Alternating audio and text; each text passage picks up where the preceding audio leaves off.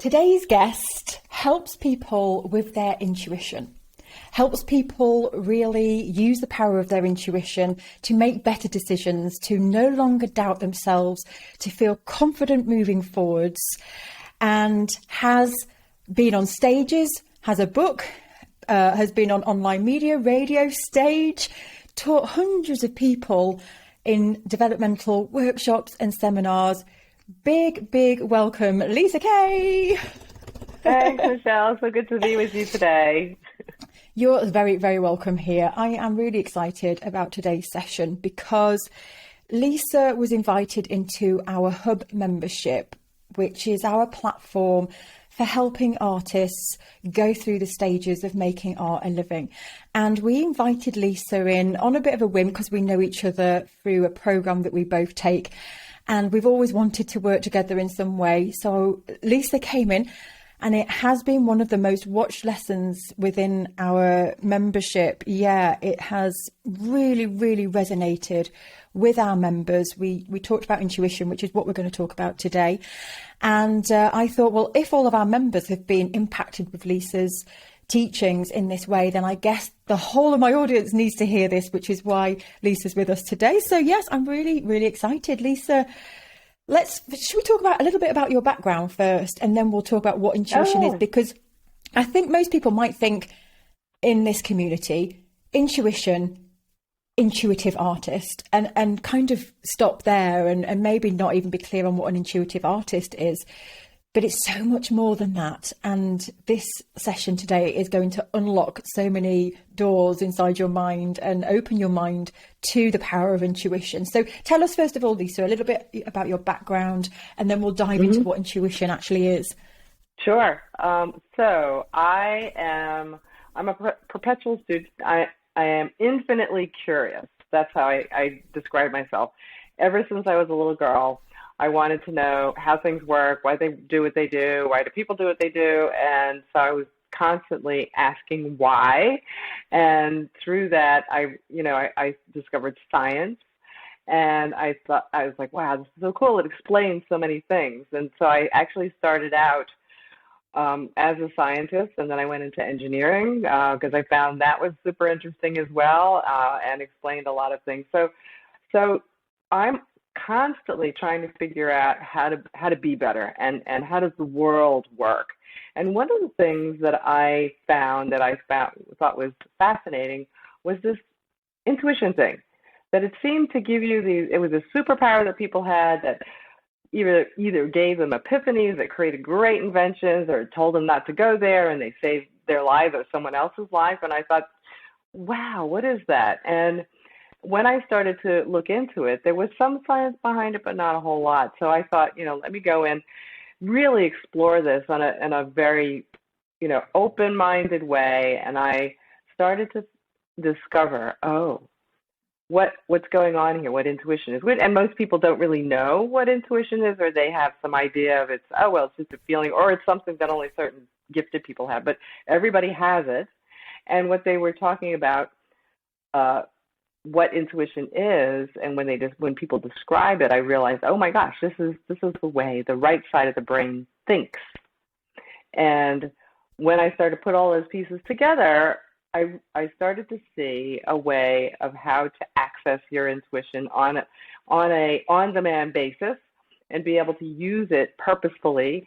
And I worked with not just myself to the point where it helped me in my life, and it actually saved my life one day, but also I took those methods that I had created for myself, and I started to teach other people how to do the same thing, how to access their intuition on demand. And it started to work for them. And that's what I think is the most amazing thing, and why I do this is because now I've been able to help people unlock their superpower and use their whole brain, so to speak, but also this magic superpower that it gets information and helps us with things in our life that are, in some cases, like miracles. It's amazing. So we've got this miracle maker inside of us, and to be able to use it at will is very exciting. And that's how I got here after many, many years.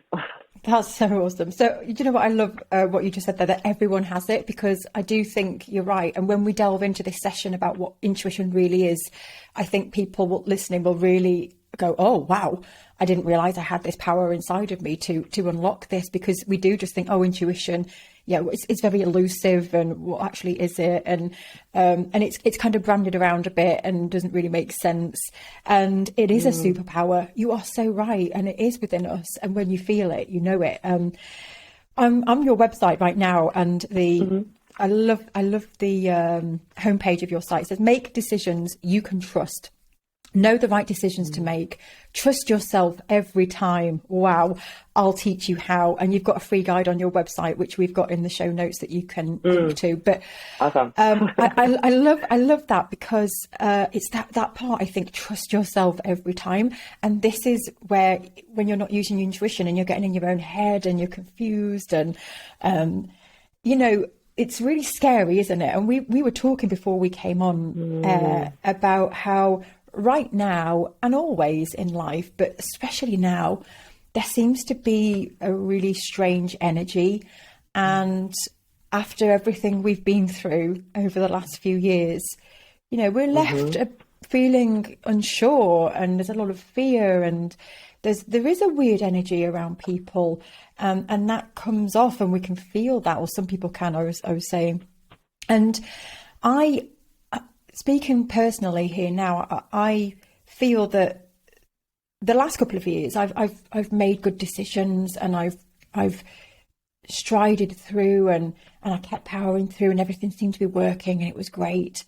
And recently I just don't feel like that, and I'm overthinking, and I'm losing touch with the decisions, and I don't know which direction to go in, and I feel lost, and I'm questioning everything, thinking, is this the right thing? And is that the right thing?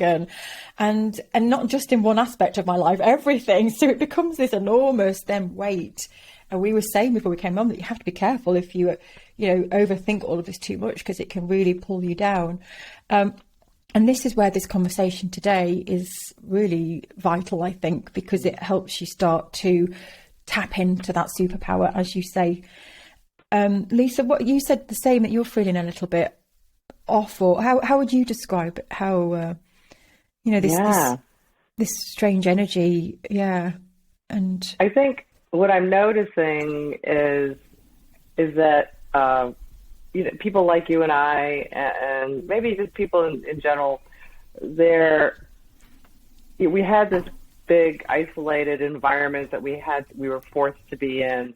And now the doors are starting to open, and people are getting, quite frankly, tired of being locked up. And now we're opening the doors, and we can walk out. And but there is, especially for people like you and I, who are highly sensitive and can feel more than probably most people, that we're and there's a group of us, right? Empaths, or people who are highly sensitive people.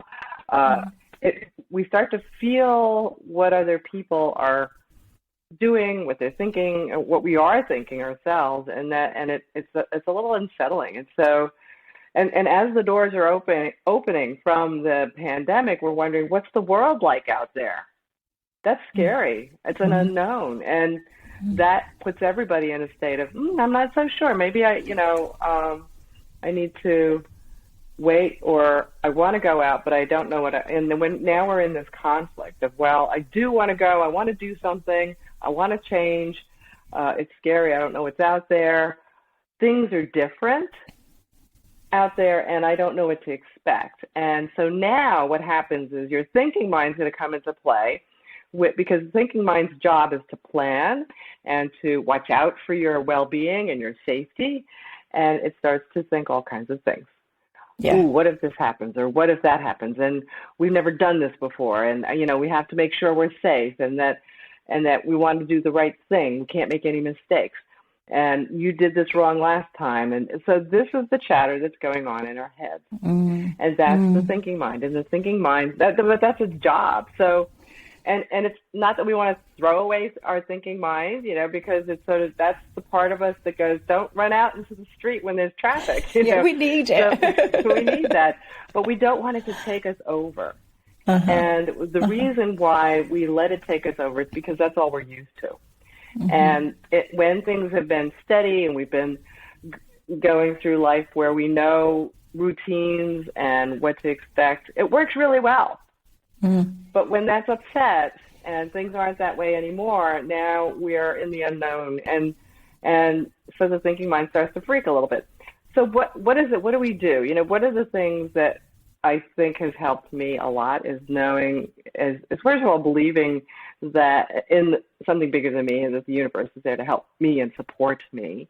And the way it does that is through my intuition, and that my intuition is always positive. It's always, it's not going to put me down, right? Because that's the thinking mind. It's not going to be screaming and kicking about, oh, you woulda, shoulda, coulda, and how you're no good. And so that's very comforting to me, and also that it has the big picture. It knows more than I know, that I can think through and about, and that it sees what's in my best interest, because it's part of me as well. So of course it's going to be in our best. We want our thinking mind thinks it's in our best interest too, but it only does what it knows to do, which is to criticize, worry, and plan.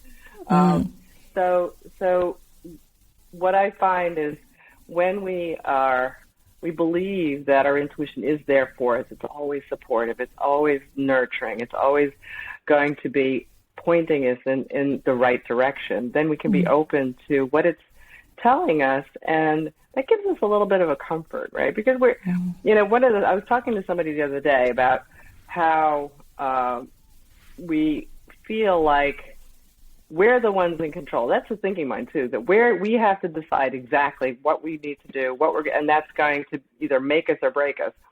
But we're kind of co-creators, right? We're co-creators in this world. And so it's not all on our shoulders. And the way we connect with the other part of creation, the universe, if you will, is to be able to be open to that and recognize it and know that it's there to support us and help us.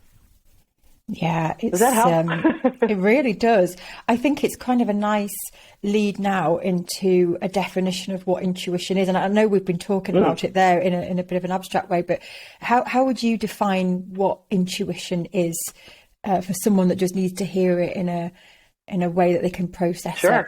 Yeah, quickly. Well, intuition is defined as knowing without knowing how you know it. That's pretty broad. But that really is it.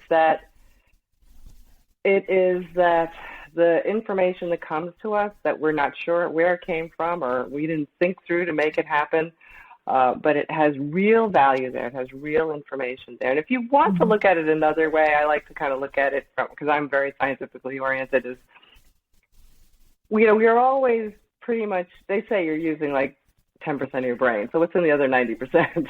Right? And we can only attend and pay attention to a small part of what our brains are working on. And the brain is designed to do that. Otherwise we'd be overwhelmed and we wouldn't be able to function in life. And in fact, that's the best way for us to move forward. Now, so what else is in there? What other, and we've had these experiences. We've had experiences. I didn't know how I knew that, but I knew that. And it was like just the right thing, or it was the right answer, or it saved something or other. And I had great results. And so wouldn't it be nice to be able to pull that information out at will, because it is there. And now where it comes from, how it's kind of absorbed or connected to us, I don't know, but it doesn't matter, because over and over again it works. And over and over again it works, you know, even anecdotally for yourself or myself, as I've seen it work. And so let's keep with that. And so that's really the basic definition. It's knowing without knowing how you know. Now, there are a lot of ways we know without knowing how we know.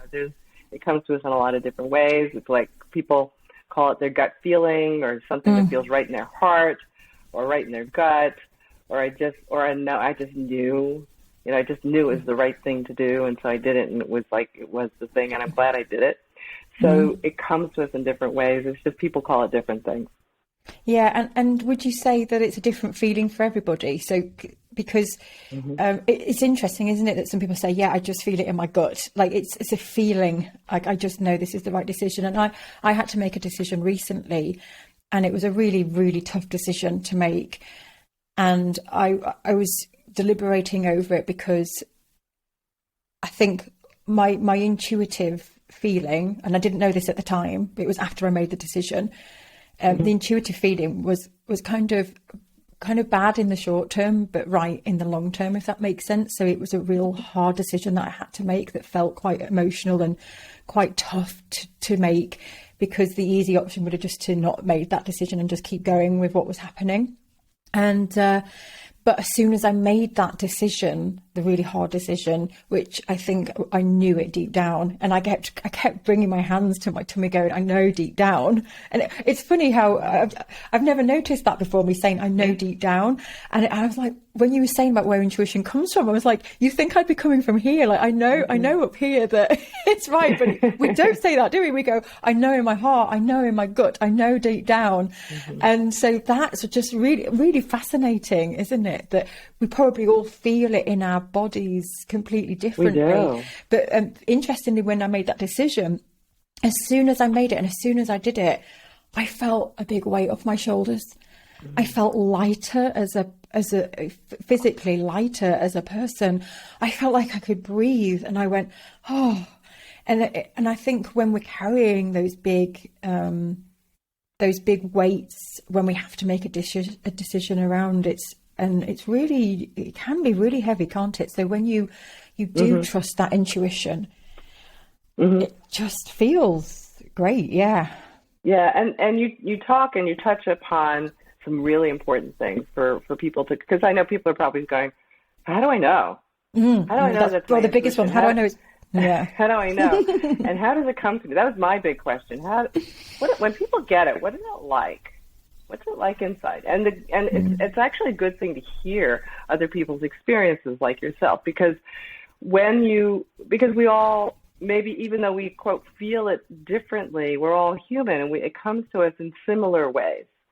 And I often help teach people how to know what their intuition is by describing how it comes either to me or to other people, and seeing how people are getting their intuition. And you just described your own experiences that so when usually what I do is I'll say to somebody that, like yourself, so you said you felt it deep down, and you noticed some of these things that, when we drill down, we start to find out, because we've had some conversations before, but I felt it deep down. And then you find your hands going to your belly, right? And then you realize, oh yeah, that is exactly where I feel it. I actually, and is that where you feel it? Where did you put your hand when you put your hand down? On my belly. On my belly, yeah. And specifically, where did you we don't have to go into intimate detail, but where was it above your navel? Was it below? Was it below? Yeah, below the navel. Yeah, yeah, like cusping right at the bottom. Yeah, yeah. That's very good, because when people start to go, oh, it was a feeling right here. Then you start to go, we go a little deeper. So what does it feel like when you say, I felt it, and you felt it below your navel? Can you recall what the feeling is? Because feelings are physical, right? Did it feel like I think it's a bit like it's a little bit like butterflies, like little like tingly, like and I think that's where it can get confusing with, is this intuition or is this nerves? Because they feel a little bit the same to me. But maybe that's the feeling in the process. But then, yeah, it's interesting. I don't know now whether that feeling of just making the decision was the butterflies, because I was nervous and anxious about it, because the decision felt like a bad decision because it wasn't pleasant. But I knew, and I kept putting my hands down here. I know deep down, I know in amongst all those butterflies, I know that this is the right decision, even though it feels very uncomfortable and it feels like it's wrong. And I know it's the right decision. And I cusped there, and I think, it was butterflies. But then as soon as I made the decision, then they go. That feeling just lifted, eased. I felt Hmm. lighter. And a friend said to me, actually, you made the right decision if you feel like that afterwards. I thought Yes, that's a really good yes. point. Well, butterflies, it can be intuition. Mm, Um, it's a good point to make between, well, is it just because I'm scared, mm, or is it because it really is intuition? Now that does get a little difficult because, yeah. but but one of the things intuition will not do is send you into a panic. Mm, It won't send you into an anxiety-ridden panic. That is your fear. But those little butterflies, and I've had that. I've had the little butterflies. I had the little butterflies at a time when I was like, I don't know why I've got these butterflies. And what had happened was my father had just gone through a quintuple bypass, oh my big, so that's God. 5 bypasses Whoa. um, Yeah, that's that they had to do intense. in his heart. And we were there for the surgery, and it took a couple hours, and I was waiting in the waiting room, and I was nervous then. But then, the surgery was over and everything was cool. Everything was good. And the doctor came out and said it was really good. He's doing well. We went in to see him. Of course, he was asleep and he was okay. And the doctor said, everything it was successful. So we'll just wait for him to wake up and then you can come back and see him. And we were like, okay, this is good. It worked. So we got in the car and drove home to wait for him to wake up. And as we were driving out of the parking lot, I got butterflies in my stomach. And I was like, wow, this is weird. I even said this. I said this to my brother who was in the car. I said, I'm more nervous now than I was in the surgery. That's so weird. Why is that? And I hadn't had butterflies in my stomach since I was 11 years old, going to perform the first time playing the violin at school for a performance, for a concert. So I said, this is weird, right? So we drive home and I'm feeling the butterflies in my stomach. And there's a voicemail on the answering machine. Back then we had answering machines. And my mother listened to it. It was the hospital. And the hospital said, right after we left, my father's blood pressure dropped really to such a low level, they thought he was bleeding internally. So they took him back into surgery to make sure that, he wasn't bleeding internally. And they found that he was not, and that he was having an allergic reaction to one of the medications they gave him. So they brought him back, but they said the problem is his blood pressure went so low and that he was out for it, and they had to give him more anesthesia, that now they were worried whether he'd wake up or not. So, Whoa. like, oh my God. And so that night, my butterflies were like going. Now I was like, oh, now I know. That's a little weird though that I had butterflies. I didn't even know there was something wrong, but something told me. My Oh, but you intuition were, did. yeah, So yeah. overnight, I was like, I had butterflies all night, and then the next morning, all of a sudden, around 10 o'clock, they stopped. The butterflies went away. Hmm. And I was like, and I said to my mom, I think Daddy's going to be okay. Oh, And 10 minutes later, the nurses called, and they said he's starting to wake up. oh, I get So it was goosebumps. just at the time the butterflies went away, Mm. he was waking up, Wow. he was okay. So it's like Wow. my butterflies were telling me Yeah, something. yeah. And he was okay. And he actually, I thought about the other day, he lived 30 more years. So he was fine. He didn't have any problems, no brain damage or anything. So Great. butterflies can be that intuition. And for you, what was great about it, see, and I'll say to people, if you're trying to make a decision, you can do this. You can think of, if I make the decision, just imagine in your head uh, what life would be, how you would feel, or walking through that. Say you have two jobs, you have to, you're have two job offers, and you have to decide which one. You can imagine yourself in job A. You're going to work. What are you seeing, feeling, hearing as you go to work? Or B, what are you seeing, feeling, hearing as you're going through that in your mind, your imagination?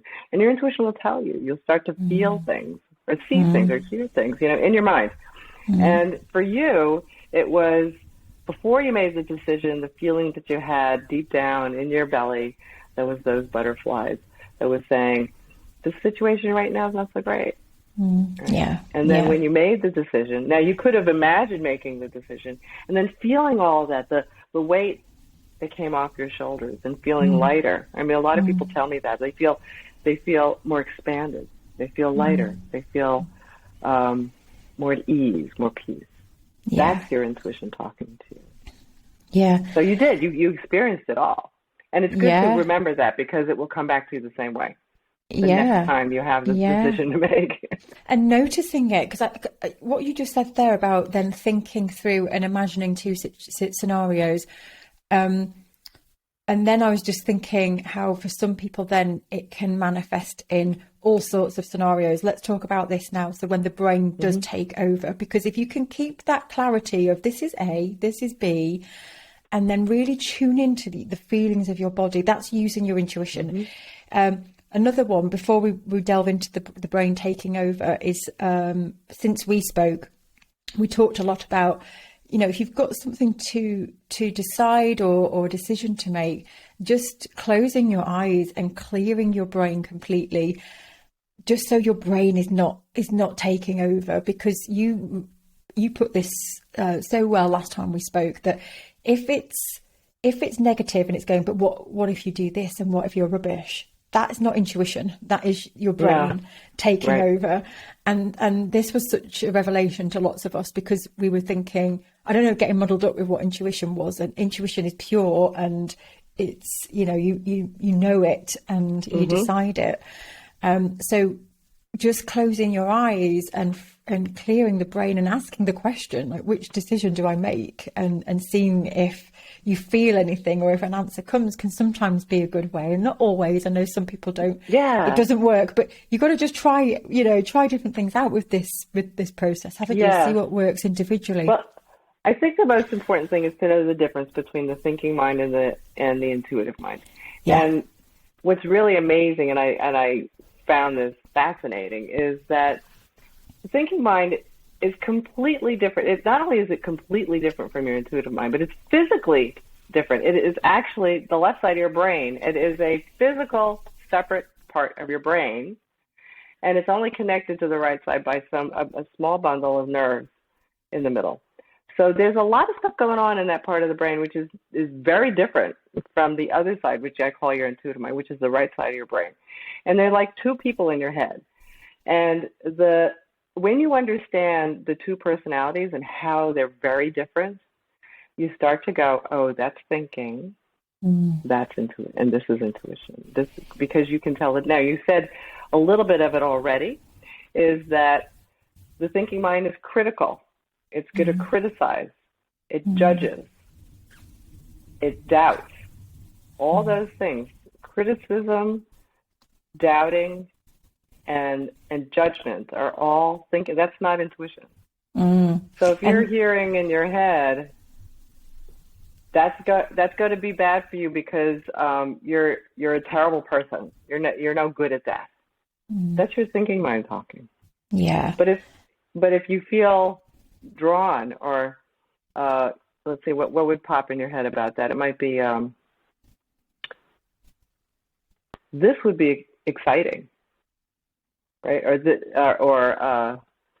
and we talk a lot about feelings, and that's the other thing, is that our intuitive brain is actually more connected to our feelings, and our feelings are can have that intuitive information in it, and it often will express itself. So your intuition comes in feelings, and they're usually subtle, not overwhelming. It will come in a word or two, because the left side of the brain actually has all the words and the talking and the language. The right side of the brain has no language. It talks in symbols. It talks in a feeling. It talks in an all of a sudden an overall understanding. And that was that knowing that you had. So when it comes to those are the characteristics and the aspects of intuition that we can go, oh, that's intuition. It's just if it's doing a lot of words, it's not intuition. Yeah. I've just got a question here, because would you say then that if you've got yourself into a state of the left side taking over, and it's going, oh, what if this happens in the future, and then you're going to end up here, and it's so intense that now you can't see the answers. Would you say that when you've got yourself into that state of mind, that you can't use your intuition because you're not connected to how you feel? It's almost like you've lost touch with what's going on in your body because your brain is so like turned on. And so I would imagine that if we're trying to make decisions in that state, that mental state, that it's not going to happen, is it? No, it's not. Well, there are things you can do. Yeah, let's talk about that because there are things you can do. I'm speaking from experience here that, in the last few weeks, I've got myself twisted up so much that I've actually said, I just don't know what to do. I don't know which way to go. And usually I do. And I think it's because my brain has got so, what's the word? I guess kind of excited. I don't know if it's excited, but really noisy. Let's say really noisy. That what you just said there about, usually I'd feel things, and I think it's just got so intense that I've lost touch with that side. So let's talk about that in case there's some people listening who have gone or are going through a similar feeling. Yeah, so there are a few things that you can do. The first thing is, I have to preface this with one thing, because I've had this question. My students have been asking a similar question. What is the magic symbol that I can look for that tells me that I'm on the right track? Unfortunately, there is no one magic symbol that's going to show. The penny doesn't show up and tell you, okay, now that's the right answer.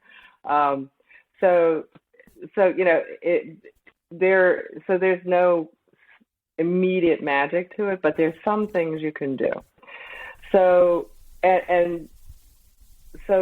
one of the things you can do is to take yourself out of the environment that you're in, right? So if find yourself constantly in a state, say you're working, right, and you're trying to figure out what to do with business, and you're sitting at your desk in front of your computer, and you just can't figure out which way to go or what to do. And what you can do is remove yourself from that environment. So maybe go make a cup of coffee or tea, or go for a walk in a garden, and so that you change things up, you shift yourself a little bit, and let it go. What you're worried about, what you're thinking about.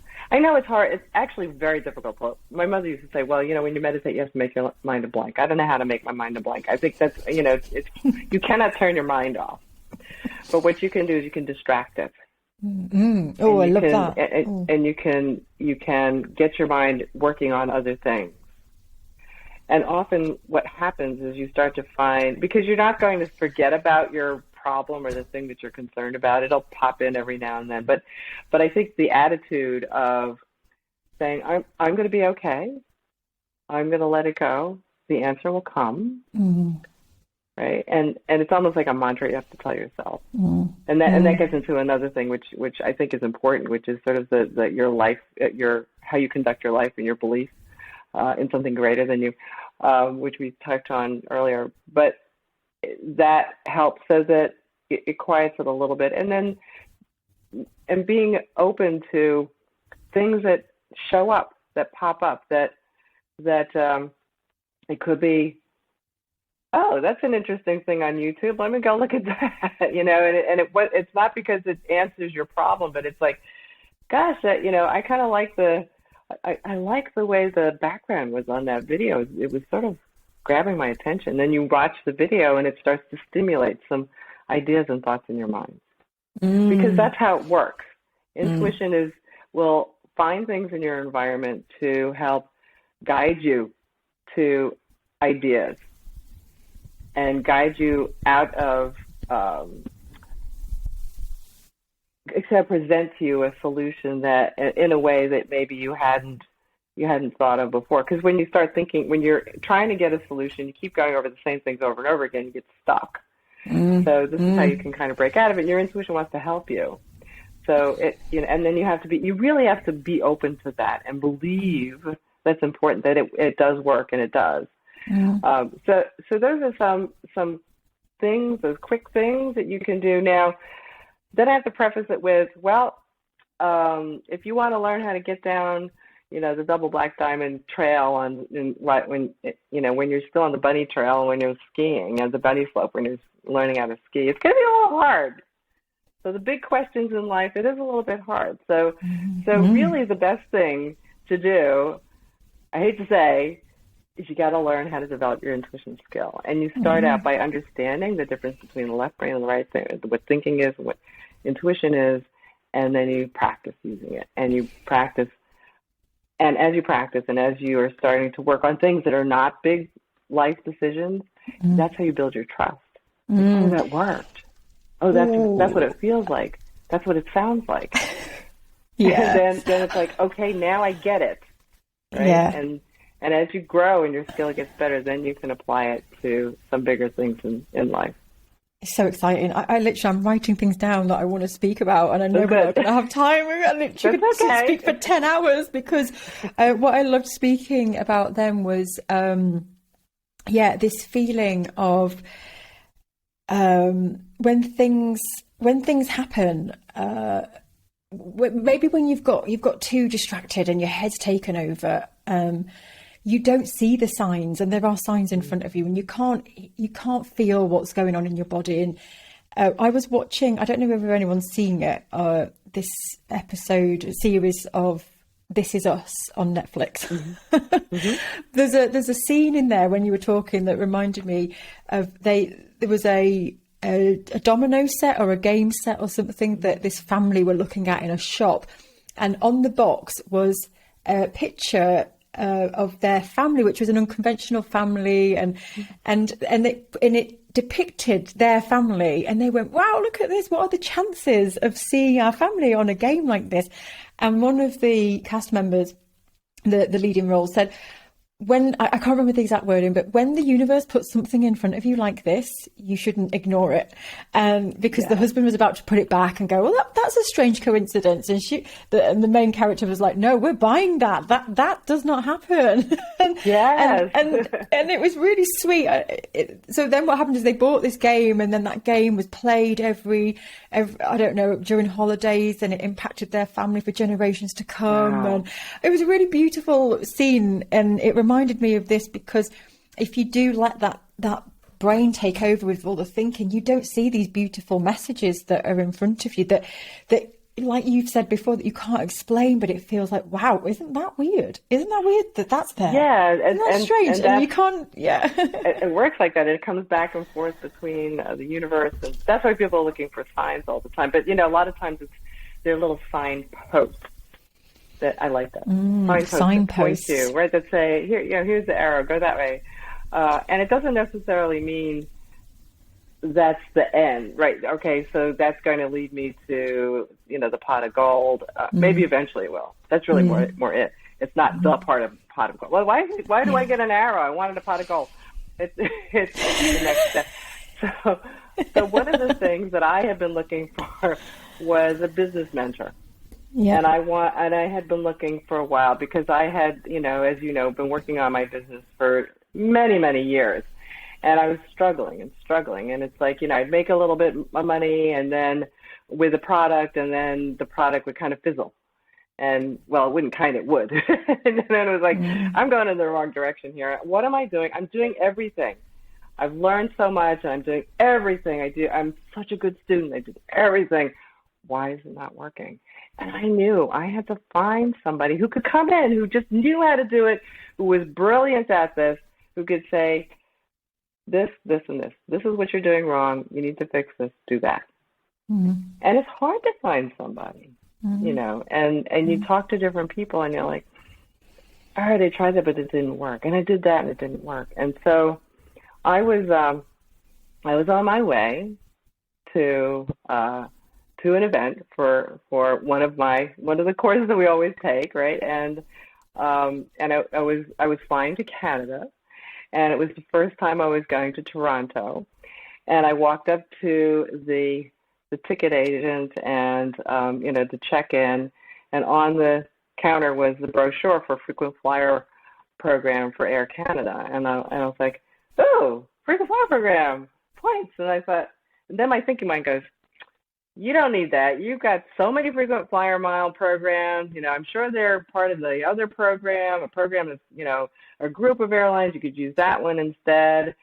And I was about to reach for it, and then I stopped because my thinking mind said that. And then in my head popped, you're going to be going to Canada a lot. And I recognized that voice.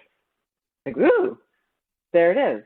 It's like the domino set with the, ooh, what is that, Mm-hmm. And I was like, okay. But I didn't dismiss it, and I heard it, and it was a very soft voice. And I joined the program. What the heck? And it turned out, and when I went to the event, there were a lot of opportunities to come back to Canada. Now, some of them are kind of pricey, and I probably would have gone, I don't know, but I did it because my intuition said you're going to be coming back a lot. So it wasn't about the frequent flyer program. It was about I have to pay attention to the next step. And so I did, and I went back, and it turned out, I went back 7 times that year. Whoa! Really, right? That year, 7 times.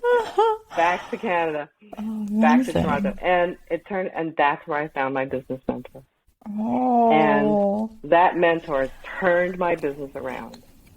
And it doubled in income. And it kept growing double digits after that. So That's the point story. is that your intuition will put you, send you messages, will point you in a certain direction, and it's not always the holy grail answer with all the information that you need to get what you want. It didn't give me the name and the address and his phone number and it didn't do that. Yeah. But it's a series of events, and that's what I've just made a note of here is myself and other people listening.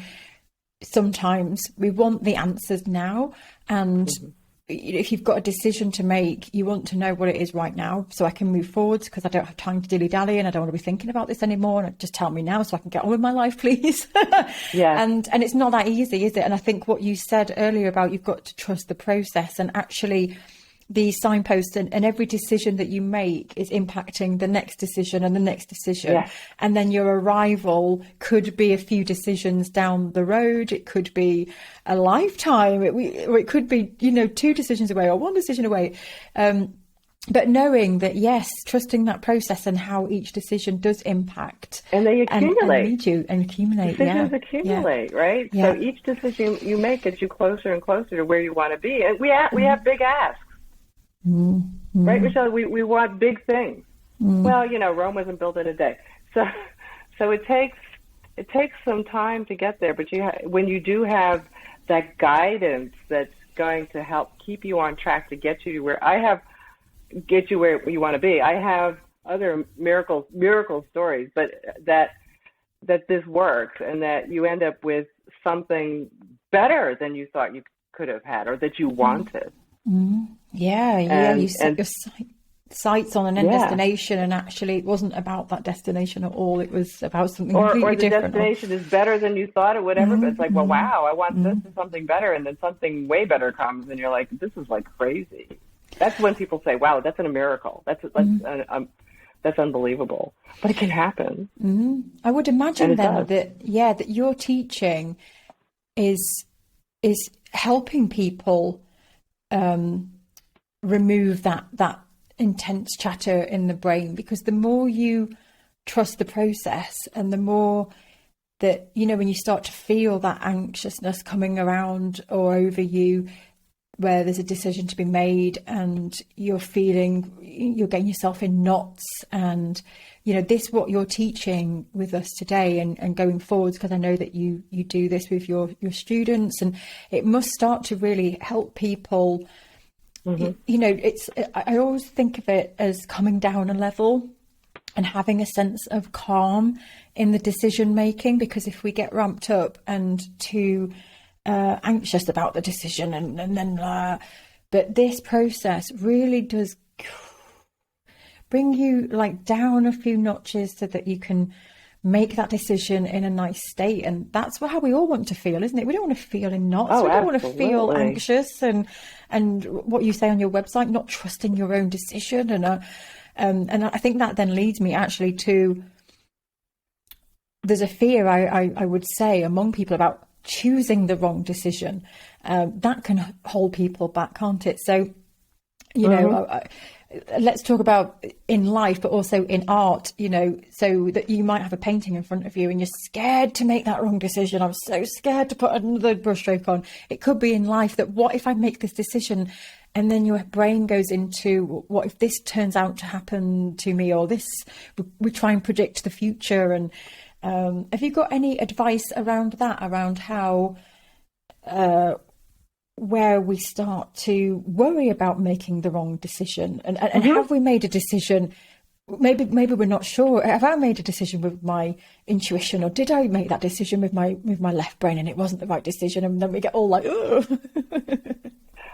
I totally get that, and a lot of people say that that's why they get so tied up with. Then we overthink, right? Because it's like, because that is the thinking mind that wants to make the right decision, and you cannot make a mistake. And you know, the reality of it, Michelle, in life is that there is never really one decision we make that gives us the goal, the answer, because life is so fluid. The world is fluid. Everything changes all the time, and that you can change, and that we're moving through life with a step at a time. Even though we say, well, you know, I'm going to get a degree in electrical engineering, you know, because I want to do technology. And that's not what I'm doing today. It kind of isn't, right? So we you know, that's, and you know, actually life would be boring if that was the case. But the thing is, that's the same thing with our decisions.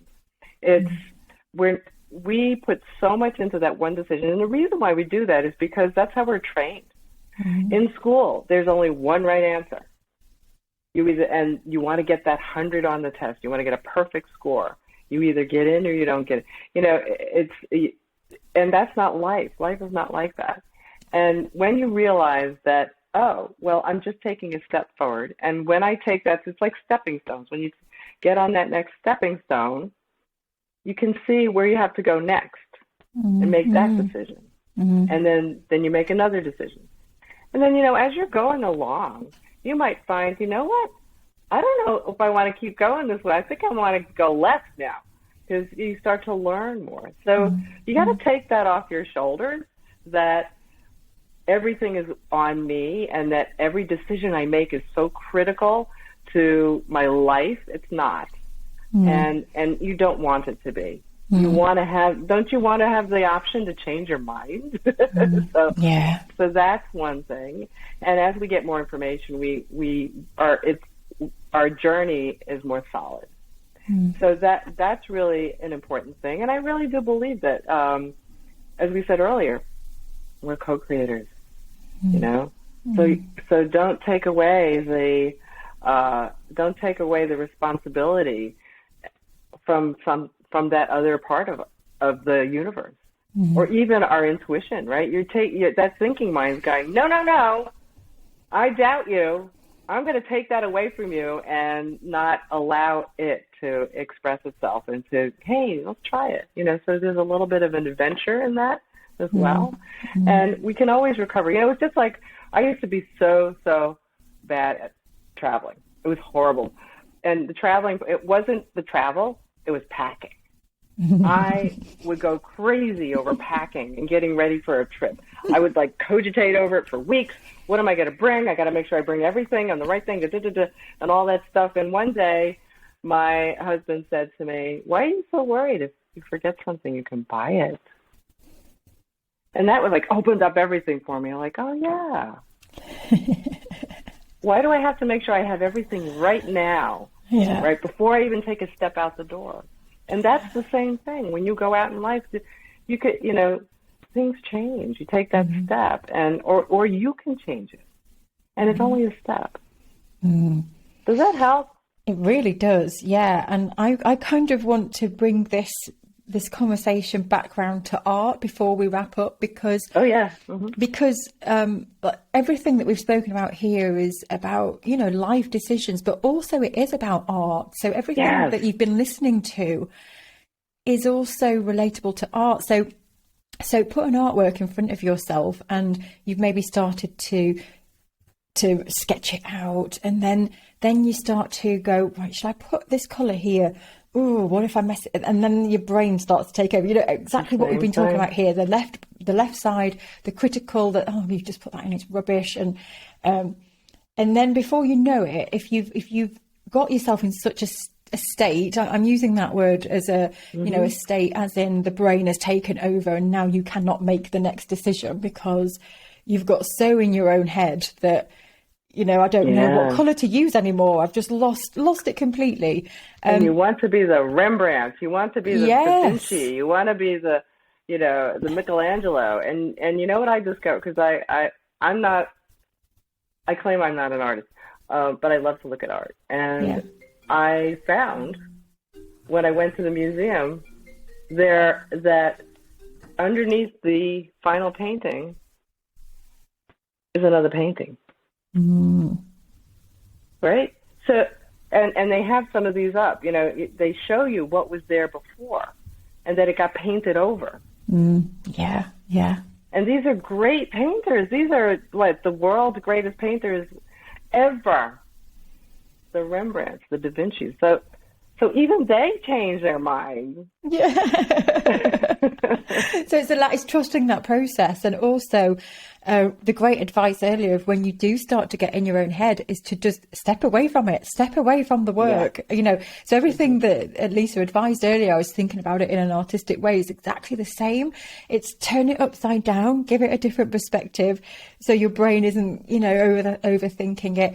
What I love about what we've been speaking as well, and this is a term spoken of a lot, is to just, you know, when you're kind of in alignment, and that's what I think using your intuition feels like, you know, when you feel like you're just going with the flow, and you're not using the brain to overthink, and your decision making is coming easily, and the artwork is coming easily, and the next stroke just flows, and the next one, and you stand back and you can see what you need to do, and you just do it, and that's what you're teaching here, isn't it? It's how to move into that energy and go with the flow. I love that. And so let's talk about this, because it's really important. So there's a misconception that what we need to do is shut our brains off, shut our thinking off. And people say, well, I can never do this because I can't meditate, you know, because I can't shut off my mind. And it's actually being in the flow and being in the zone is not about shutting off the mind and then being in some other trance state, whatever it is. It's actually being, that thinking mind can still yak and talk to you. Well, that's not right. That color's no good. Well, that's not in the color palette. And why do you want to do that? And, you know, last time you did that was awful. And it's just going to keep talking, and you have to let it talk, because it is not going to stop. But when we are more aware of our intuition, what it sounds like, what it feels like, what it looks like, we give it more value. We recognize it more. And it's easier to listen to or pay attention to. It's sort of like this. This is how I describe it to my students. It's like if you were at a party, say you're in a noisy bar, and you come with your best friend, right, or your spouse, and you walk in and everybody's talking, and it's very hard to hear in there, and then your best friend comes up from behind you and just says your name. You go, oh. You turn and you hear it. And why do you hear it? Because you're so familiar with that voice. You're so familiar with hearing your name that it's easy for you to attend to it, to pay attention, and to know that it's there in the midst of all that noise. And that's what we're doing. This is how you, quote, develop your intuition. That's how you pay more attention to it, is you're working with it constantly. You know what it feels like. You know what it looks like. And the way you do that is to, first of all, know that you've got it. Number two, know the characteristics of intuition that are different from your thinking. And then number three is start to work with it, practice it, use it. What do we mean by use it? Is like try on little things. I'll give this to everybody because it's a good exercise. Think back in a time when you had an intuitive experience because you go, oh, that was my intuition. I knew it was right. Right? And you just described one to us earlier. Mm-hmm. What did it feel like? What did it look like inside of you? What was it that I had? And I've done this. I've interviewed some, people who are a fighter pilot, a mathematician, multimillionaire entrepreneurs. They use their intuition all the time. And so I'd ask them, well, what is it like for you? What is the experience like? And they started to realize, oh yeah, well, when it feels right, I feel it in my gut, but it really wasn't their gut. It was like they felt it in their chest, right mm-hmm. here. And we started to see, oh, what did it feel like? Well, it felt expansive, relaxed here in my chest, in my upper chest, and it expanded, and it felt lighter, like I could breathe. So now we know. That's your intuition. So every time you feel that, you're going to pay attention because it's telling you something. Mm-hmm. Even in the chatter of, oh no, well, what is your wife going to think? Mm-hmm. What are your friends going to think? Let that talk. I feel that. I recognize it. I'm going to listen. Oh yeah, it's powerful, isn't it? Yeah, once you recognize it, I love that analogy of just, even despite all the noise and chatter, you'll be so tuned in that you feel it. Yeah. Mm-hmm. Right. Yeah. And practice. So you've got to practice. That's part of why I have a group where we practice all the time. So then they start to get it. And then one of my students who went through the program, she was like, now I don't worry anymore because I know the outcome before there is an outcome. Oh, I love that. Oh my gosh. You love this. I could keep going, but we are literally out of time. So I want to wrap this up, and I want to share that you have a free guide, don't you, to help people access intuition. If you have enjoyed this session, please go to lisakaintuition.com to download that guide. We will put links below this show notes as well. It is something that has to be practiced. I was saying this earlier that I feel like I tapped into my intuition last year and then life things took over and I've lost touch with my intuition. So it's definitely something that you've got to keep practicing. So if you are interested in strengthening that intuition, releasing your superpower, tapping into that superpower, then please do follow Lisa. You're on social media too, aren't you, Lisa? Where could people follow you to keep up? You've got a podcast, of course. Yeah, we've got a podcast. Actually, go to BetweenHeavenAndEarthRadio.com. Brilliant. BetweenHeavenAndEarthRadio.com. Super. and you can find, that's where the podcast is. And I love the podcast, so come listen. Yeah. Awesome. That's been incredible. Thank you so much. Is anything else you want to add before we wrap this session up? I think we've covered everything. No, I think we covered everything. I just want to say, I tell everybody this: it's a real thing. Intuition's a real thing, and it's a tangible thing, and you can access it and use it because it's part of you. Everybody does. Everybody has it. Yeah, wonderful. Thank you so much, Lisa. Thank you to everyone tuning in. Thank you for having me. This is so fun. Thanks so much. Please do leave a comment underneath the podcast episode. Let us know what you thought of this session. We'd love to know. And thank you again. And I'll speak to you soon, Lisa. Take care. Thanks. Bye. Bye.